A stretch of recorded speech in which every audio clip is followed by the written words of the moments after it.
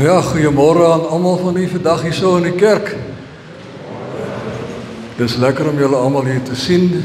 Ek is vandag ook baie bly dat ons lidmate van Bakenskop hier kan ontmoet, kan ontvang.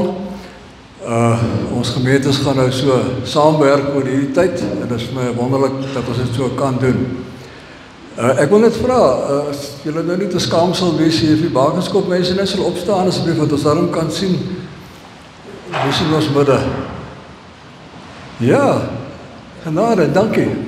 'n derde van die gehoor is van Bakenskop. Dis goed, baie dankie. Ek is bly julle het die moeite gedoen om te kom. Dis baie keer vir 'n mens moeilik om nou 'n Sondag kerk toe te gaan en dan nog Sondag te kerk toe te gaan op 'n ander plek. Dan kan jy maklik besluit ek gaan maar sommer by die huiskerk hou.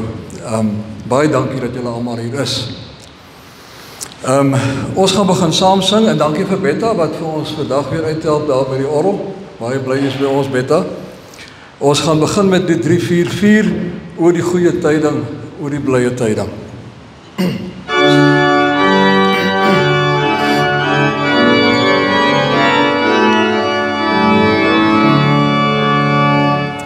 O die goeie tyding, o die blye tyding, helder klink dit met Kersfeest.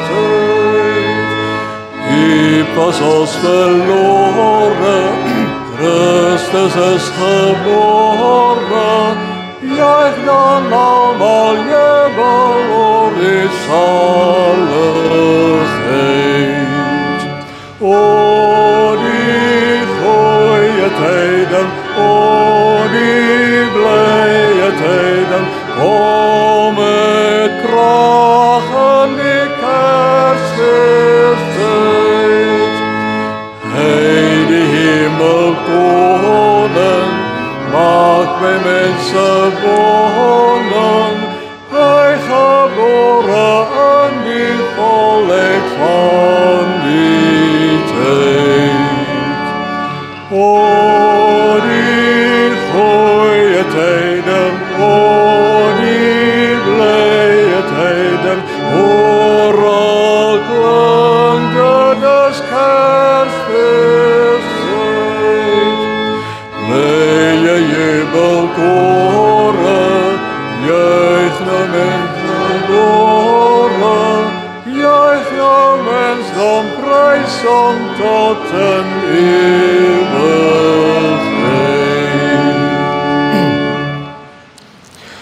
Kom kinders, we sing met 'n vrolike stem, is seker een van die pragtigste liedere. Ons sing daar eerst in die 4de vers, lied 349.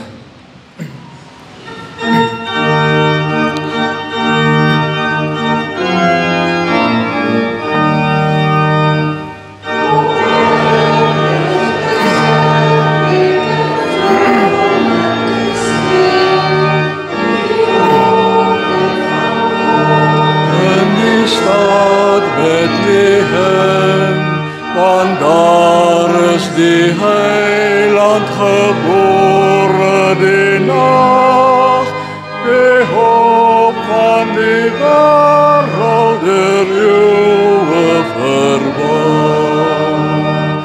Ons bring soos die herders en engele weer, aan hom alle hulde, ons heiland en Heer. Verlos van die sonde besing ons te saam, die roem en die eer van sy heerlijke naam. Lied 353, die heiland is gebore, soos eeuwe reeds voorspel.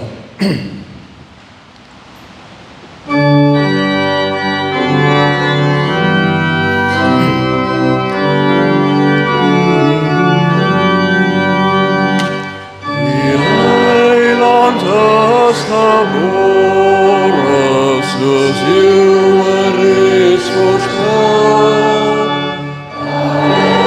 die stad van Dawid word hy Immanuel, met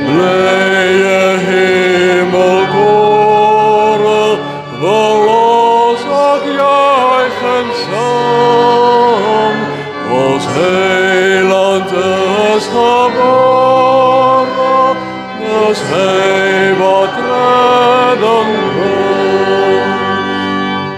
Die lig kom na die wêreld en Jesus Christus Heer, uit liefde vir die mens, omdat hy as diensknegt meer.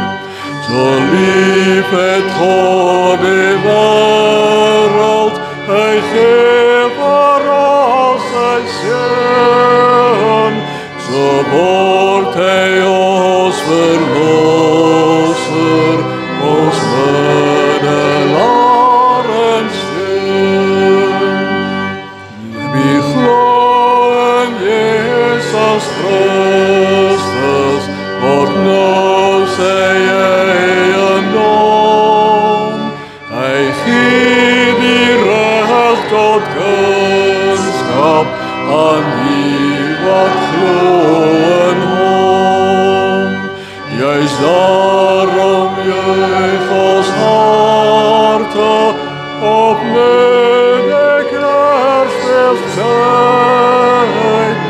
Ons heiland is gebore, vertel dit wêreldwyd.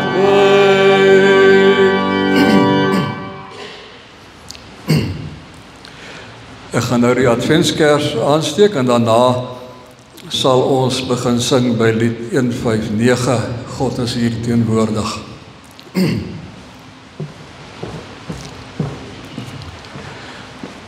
So vandag is dit die 3de Adventsondag en dit is die Sondag van vreugde.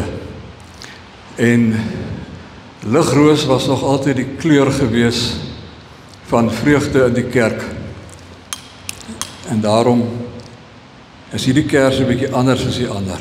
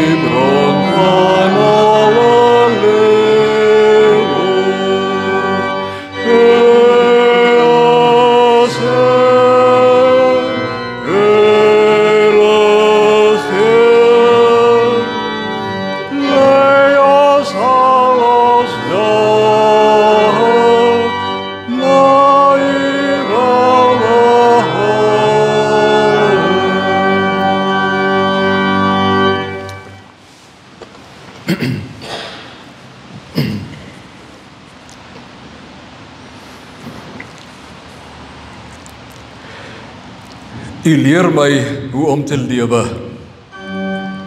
By U is daar oorvloedige blydskap. Uit U hand kom net wat mooi is. Amen. Geliefdes, genade vir julle en vrede van God ons Vader, van ons Here Jesus Christus en die Heilige Gees. Hierdie ding ontplof so 'n bietjie, né?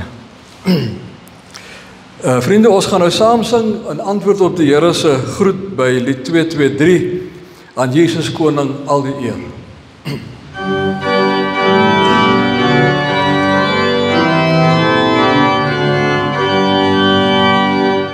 Aan Jesus Koning al die eer, buig engele voor hom neer, buig engele voor hom neer.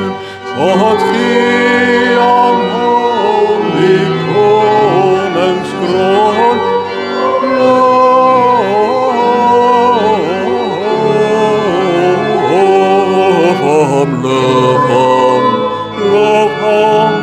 loof hom en vorm as Heer.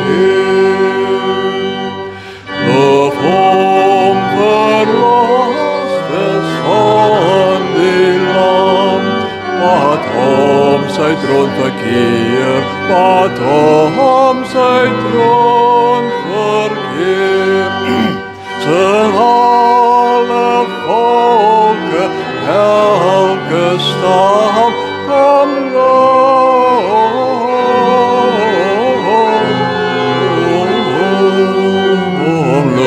hom en volg hom as die Heer. En sal verlosstes almal saam, ook saam met hom regeer, ook saam met hom regeer. Kom almal loof sy grote naam,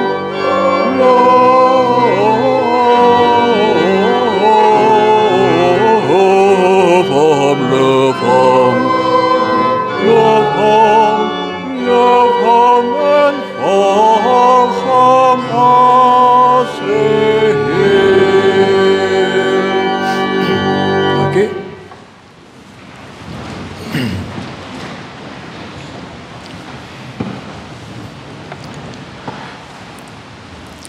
Ons kom nou by ons toewydingsgedeelte. En ek wil weer vir ons lees by Genesis 17 se eerste vers, wat vir ons die filosofie, die lewenshouding, die lewensingesteldheid van die gelowige baie mooi saamvat. Die Here se heel eerste keer toe hy so iets gesê het vir die mens, toe hy vir Abraham gesê het, ek is God, die Almagtige. Lewe naby my en wees opreg.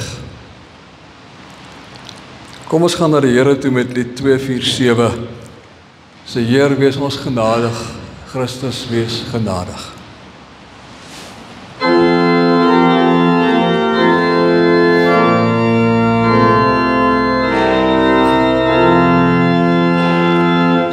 Heer, wees ons genadig,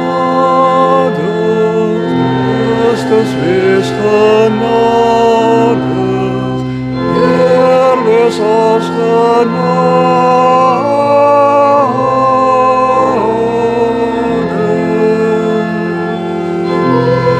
wees ons genadig, Christus wees genadig, Heer, wees ons genadig.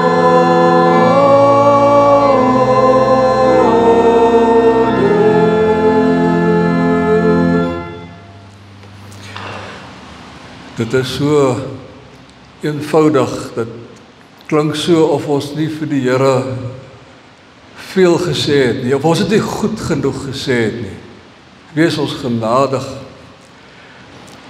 Maar die Here is ons genadig, nie oor die kwaliteit van ons berou nie, maar oor die grootte van sy liefde. So kom ons aanvaar vandag die vergifnis wat hy vir ons in Jesus gee. Kom ons gaan leef dit voluit. En nou sing ons as 'n belydenis van ons geloof, as 'n vashou aan God.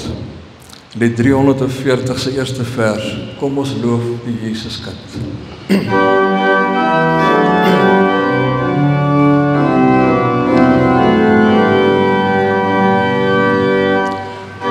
Ons loof die Jesuskind, hy is waarlik koning, ons verlosser het gekom, maak by ons sy woning, vir ons sondes kom hy sterf, so word ons vergewe, nou kan ons om loof en prys, Heer so hoog verhewe.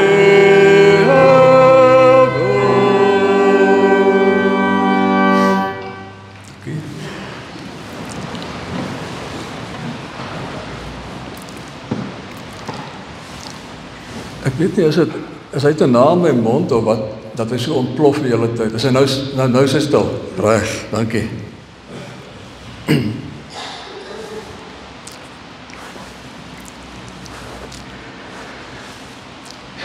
Vriende, ek het vir ons weer 'n gebed gaan neerskryf, bietjie gaan nadink oor wat om te bid. So ek bid nou die gebed wat ek in die week voorberei het. Kom ons raak stil voor die Here. Here, hoe lieflik is dit om hier as u kinders saam in u teenwoordigheid te wees. By u is ons veilig. By u wat ons soos mossies liefhet en soos lelies versorg. As ons u dank vir al u seën in ons lewe, waar sal ons begin? En wanneer sal ons ophou? So ons vra dat u wat alles weet, die dank van ons hart sal ontvang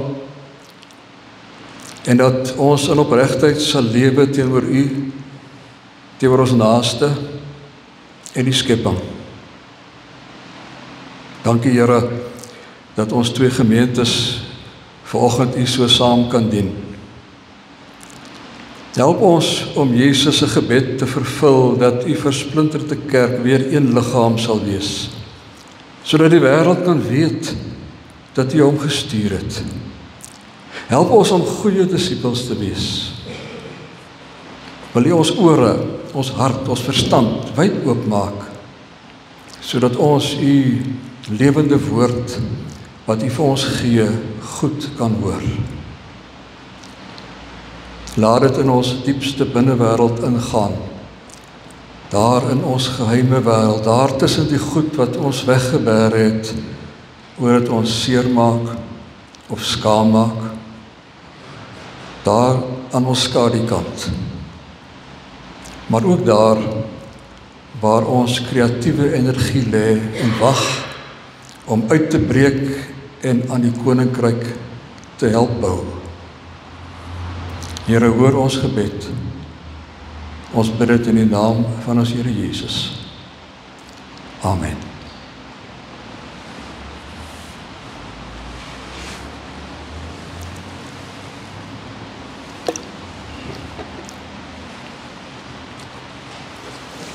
Ons skrifgedeelte is vandag uit Jesaja 61. Nou sal jy onthou dat toe Jesus volgens Lukas sy eerste openbare verskyning gemaak het daar in die sinagoge in Lukas 4, dan word die boekrol vir hom gegee en as dit nou juis Jesaja 61 wat Jesus gelees het. Hulle het nou nie vir hom of hy het nou nie gelees uit Jesaja 61 nie, want hulle het nog nie die boeke so ingedeel in hoofstukke nie. Hulle het net vir hom die Jesaja boekrol gegee. En dit was oop op die plek waar daar die dag gelees moet word. En toe lees hy wat ons vanoggend gaan lees. En toe hy klaar gelees het, toe sê hy vir die mense, vandag is hierdie woorde het hierdie woorde in julle ore waar geword. Vandag is dit vervul. Kom ons lees daar. Die Gees van die Here my God het oor my gekom. Die Here het my gesalf om 'n blye boodskap te bring aan al die mense in nood. Hy het my gestuur om die wat moedeloos is op te beur, om vir die gevangenes vrylating aan te kondig, vryheid vir die wat opgesluit is, om aan te kondig dat die tyd gekom het waarop die Here genade betoon, die dag waarop ons God sy vyande straf, maar almal wat treur vertroos.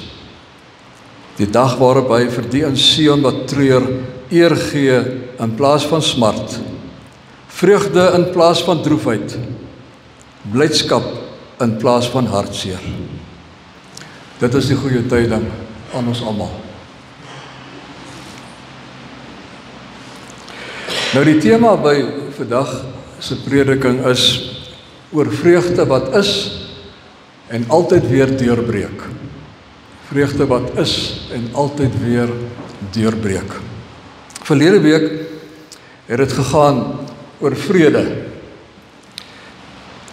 En soos wat ek miskien al tot vervelings toe vir baie oor en oor sê, is die Bybelse begrip van vrede, shalom, is 'n allesomvattende gevoel van welstand. 'n Allesomvattende gevoel van welstand. Ons sou kon sê van geluksaligheid. Nee. Maar nou is 'n interessante ding, dat as jy oor vreugde praat, jy omtrent alles wat jy by vrede gesê het, weer kan sê. Die twee begrippe is in die Bybel verskriklik naby aan mekaar. Albei van hulle praat eintlik van 'n geluksaligheid, van 'n gemoedstoestand wat tevrede, gelukkig is. As jy mens gaan kyk in die Bybel, in die adventsverhale, om nou daarby te bly, by Lukas en by Matteus, lees maar daai stories almal daar, en as jy van vrede gelees het, lees jy nou weer van vreugde. En as jy van vreugde gelees het, dan kom vrede weer op. Altyd daai begrip is die hele tyd daar. Dis nie altyd dieselfde woord nie, maar dieselfde betekenisveld. Altyd loop daai twee begrippe saam. Paulus doen dieselfde. As jy mense briewe gaan lees, Efesiërs, Filippense, Romeine, dan kry jy daai boodskap oor en oor. Albei is verskriklik belangrik. En baie dieselfde. Baie in dieselfde asem. En gaan kyk by Galasiërs 5, by vers 22, by die vrug van die Gees. Dan staan vreugde en vrede langs mekaar. Net na liefde. Liefde, vreugde, vrede. Die twee is amper 'n identiese tweeling. Hulle is karperde. Hulle is voëls van een vere. Hulle is die twee kante van dieselfde munt. En daai munt is genaamd geluksaligheid. Die twee kante van dieselfde munt. Ek het 'n bietjie probeer dink daaroor. En nou wil ek net vir u noem wat ek vermoed. Vreugde is eintlik vrede wat uit sy nate uitbars. Gaan dink 'n bietjie daaroor. Vreugde is vrede wat uit sy nate bars. Maar laat ek begin by die punt wat ek wil maak, dat vreugde 'n baie diep gesetelde emosie is. Dit is anders as plesier. Plesier is goed, plesier is lekker, maar plesier is meer op die oppervlak. Plesier loop so op 'n horisontale, kronologiese lyn. Is baie soos die lyn op die monitor in die intensiewe sorgeenheid. Nee. Jy gaan so aan met jou lewe, daar kom 'n lekkerte oor jou pad en jy so 'n huppel in jou stap en jy gaan aan, maar hy plat altyd weer af. Partykeer dan gebeur iets wat nie lekker is nie en dan vergeet jy van alle plesier. Kies nie gaan onder die lyn. So plesier is 'n ding wat baie soos die branders op die see is. Dit kom en dit gaan die hele tyd. Vreugde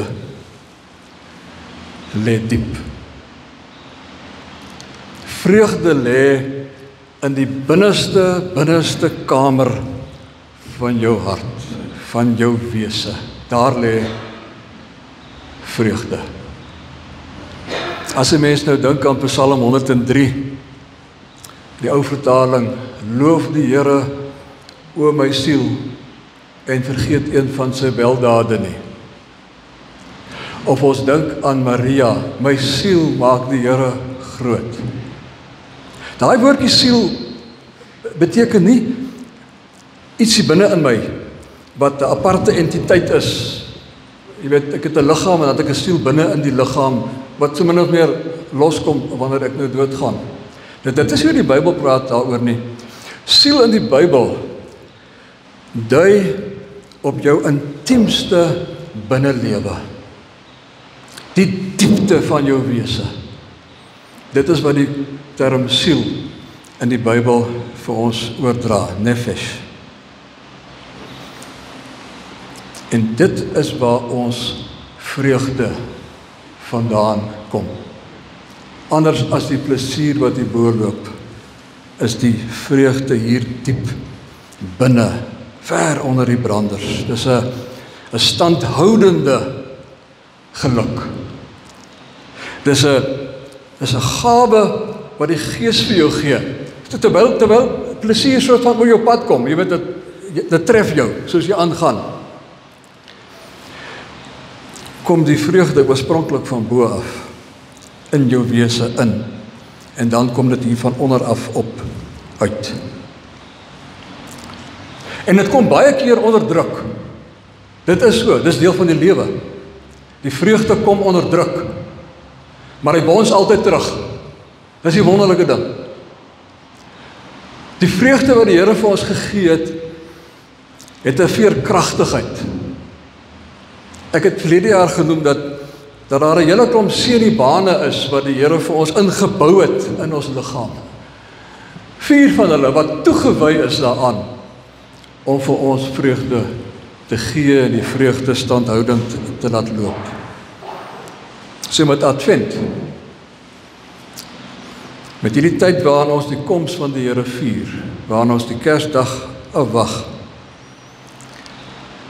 is dit die vrede, die vreugde wat ons vier. Daai ding wat ons elkeen het, so seker as wat ons Jesus het, so seker as wat ons die Gees in ons het, so seker is daardie vreugde ook in ons binneste.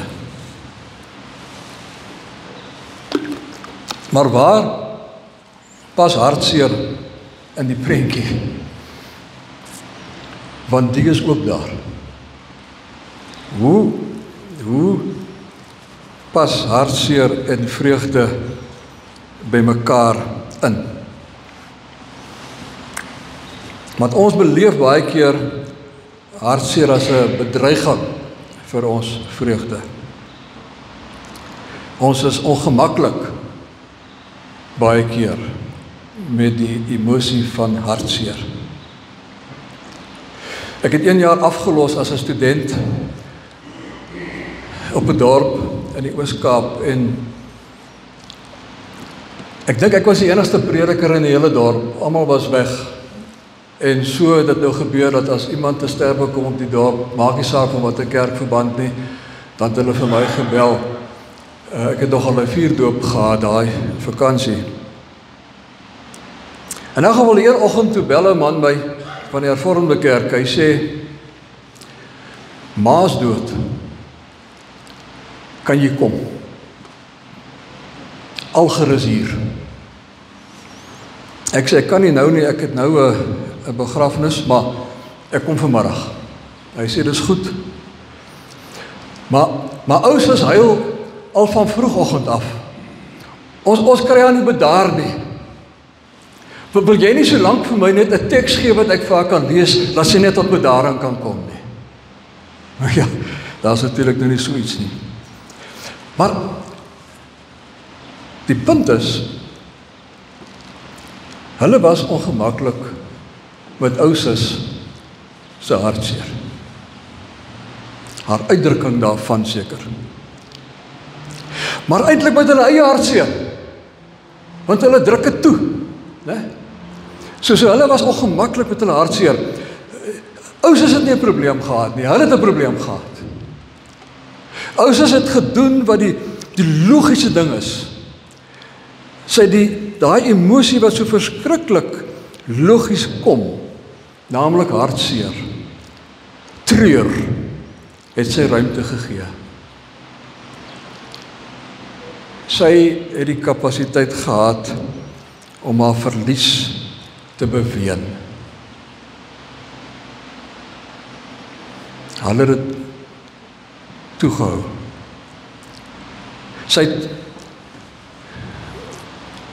het klaagpsalms uitgeroep na die Here toe. Sy soos Jeremia met sy klagtes voor die Here gaan sit. Soos Job. Sy het soos Jesus wat geween het by Lazarus met sy dood. So het sy gemaak. Ons is ongemaklik met hartseer.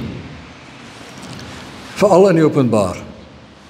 Ons maak verskoning. Die trane loop en ons probeer om tussen ons trane deur te sê, "Skus dat ek so huil."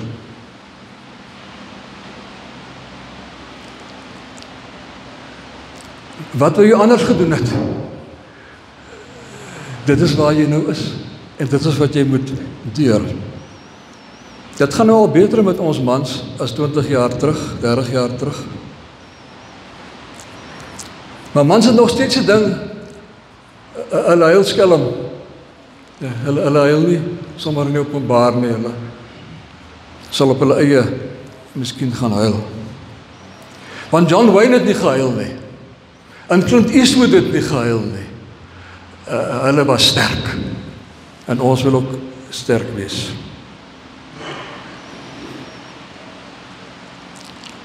So jy sit met die ding. Die een groep sê, kom ons huil, want ma is weg. En die ander groep sê, nee, kom ons juig, want sy is in die hemel. Moet ons dan kies? Moet ons nie altyd vashou nie? So party mense probeer regtig waar om hulle hartseer weg te juig. Hulle voel, hartseer is miskien 'n teken van ongeloof. En dan probeer hulle dit wegjuig. Dis altyd 'n emosie, hartseer wat jy bietjie aan kant hou. Maar dit is 'n logiese, eerlike gevoel. Dis 'n gawe van die Here aan ons om hartseer te kan beleef. Hartseer het die manier dat dit vir jou afbring grond toe. Dit grond jou, dit aard jou. Dit help jou om weer stewiger te staan, dit anker jou. Hartseer help vir jou om te onderskei die dinge waarop dit regtig waar aankom. Hartseer het 'n waarheidsmoment in hom, wat as jy lank genoeg daarby sit, dan ontdek jy wat eintlik aangaan, jy ontdek wat die lewe eintlik is, en jy ontdek dat daar nuutheid oor jou kom, nuwe lewe, en so word jou hartseer, net soos met kraampyne, iets waaruit nuwe lewe gebore word.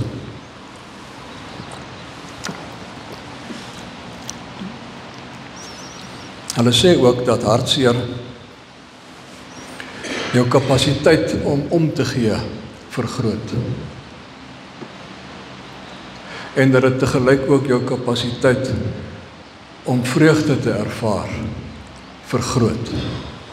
So vriende, as 'n mens jou hartseer van jou af probeer weghou, dan gaan die logiese gevolg ook daar wees dat jy vreugde van jou weghou.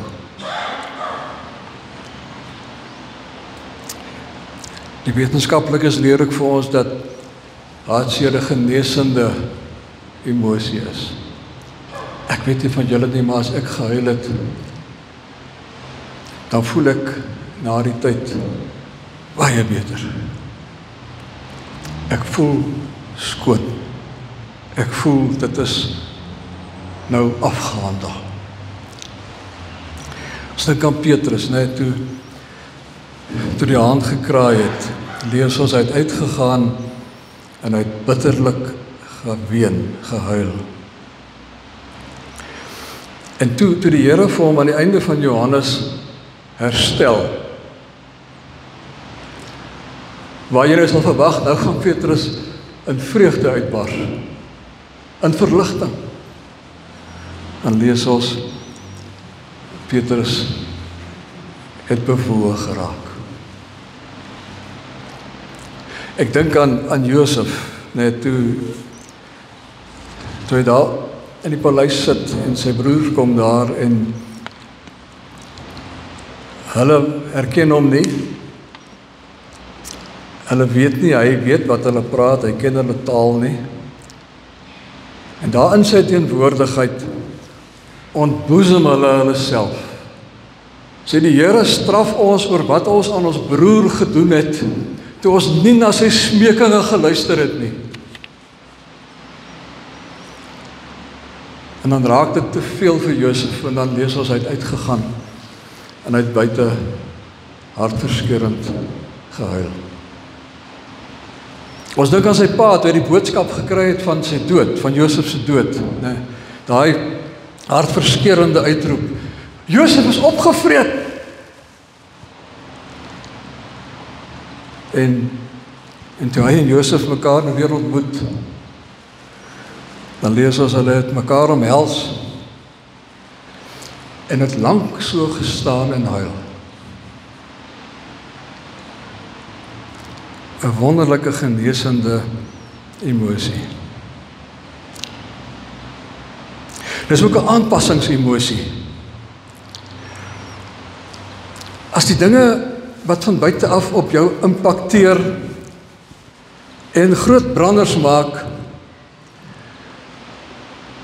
en jy toelaat dat jou hartseer deel van jou word en dat dit in jou insink, dan kan jy dit afvat tot in die dieper waters onder waar jou vreugde lê. En jy kan dit verwerk wat jou nou seermaak, wat jou pyn gee. En jy kan weer terugbons met vreugde. Lewensryper, maar jy's terug met vreugde. As ek dit so kan illustreer, as jy nou 'n klein cappuccino koppie het en uit water in en jy sit 'n teelepel sout daarin en jy is ondrinkbaar. Maar as jy daai selfe koppie water vat en jy gaan gooi dit in jou 25 liter kan en jy tap vir jou water die onder uit, dan proe die water soet. Hy is nie meer sout nie. Die sout is nog daar. Maar die sout is deur die water geabsorbeer. Jou hartseer is nog daar, dit het gebeur. En jy weet nog daarvan. En miskien kom dit van tyd tot tyd weer terug. Maar op 'n manier is dit geabsorbeer deur die wyeer kapasiteit wat jou vreugde bied.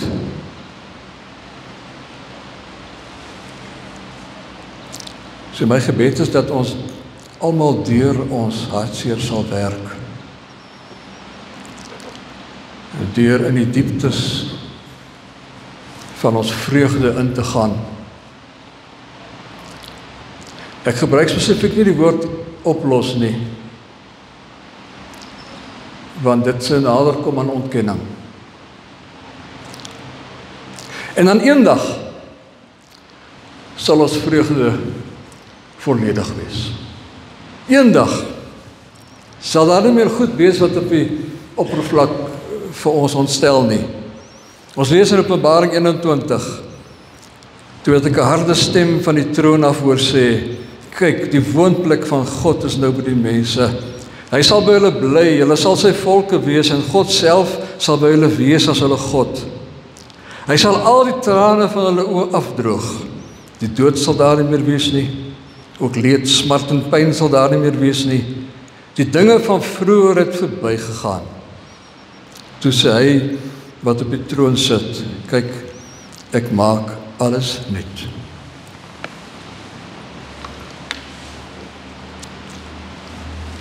Ons leef in die laaste dae. Ons het in die laaste dae begin leef toe Jesus aarde toe gekom het. Met die eerste Kersfees het die laaste dae aangebreek. Dit was die oggend van die eerste van die laaste dae. En die lewe gaan aan. Jesus is hier die hele tyd in die gees.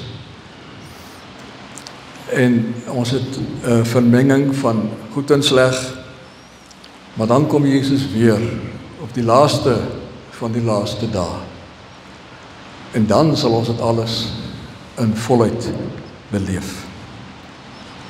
Ons wat nou die Advent vier, kom ons wees diep bewus daarvan, dat so seker as wat Jesus gekom het, in die tyd toe Cyrenius gouverneur was, en Augustus keiser was in Rome.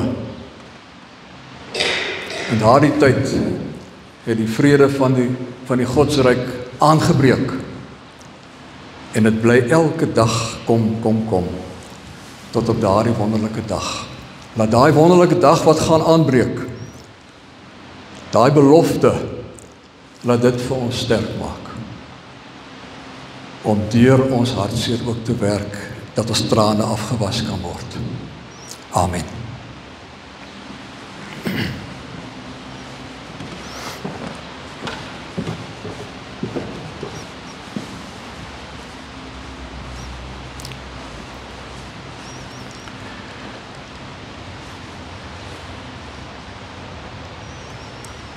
Here, baie dankie vir die vreugdeboodskap.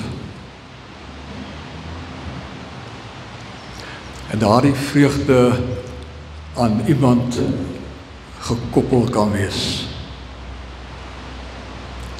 Dat U dit gee. Dat U dit gee in die mens wat gebore is, Jesus. En dat U dit deur die Gees, die trooster, in ons harte laat vestig. En ek bid dat ons sal leef daaruit. En dat almal sal kan sien,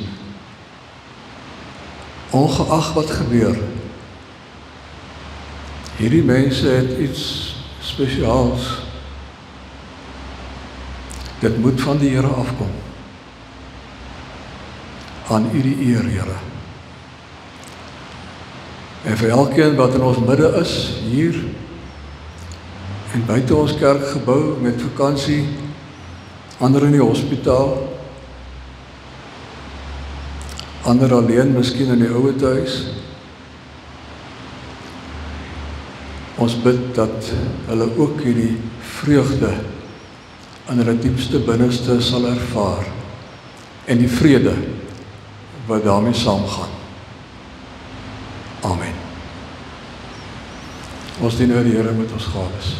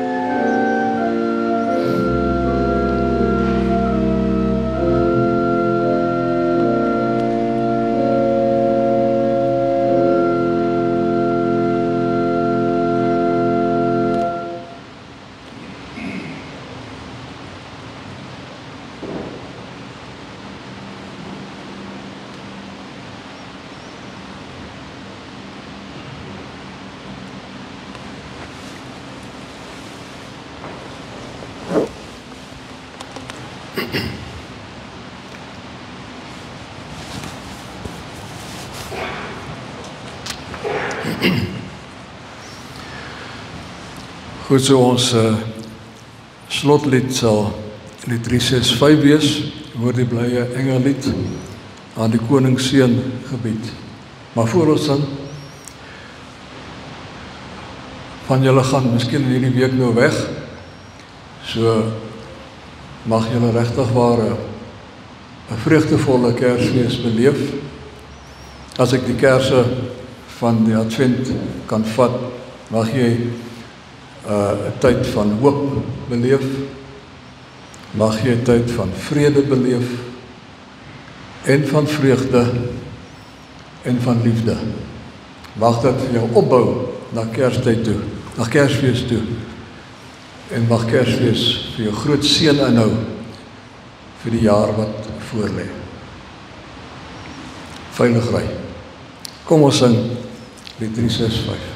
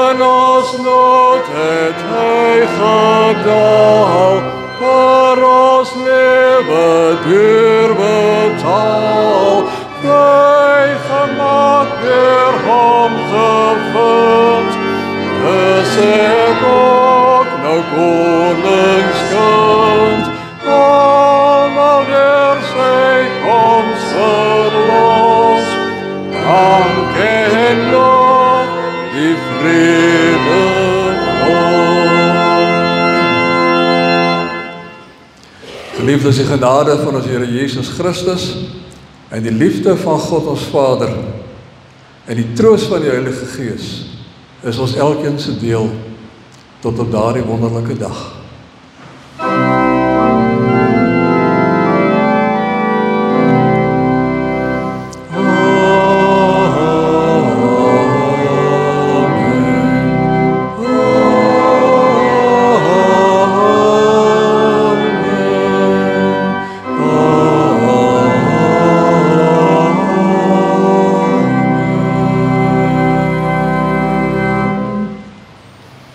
Dankie. Mooi week.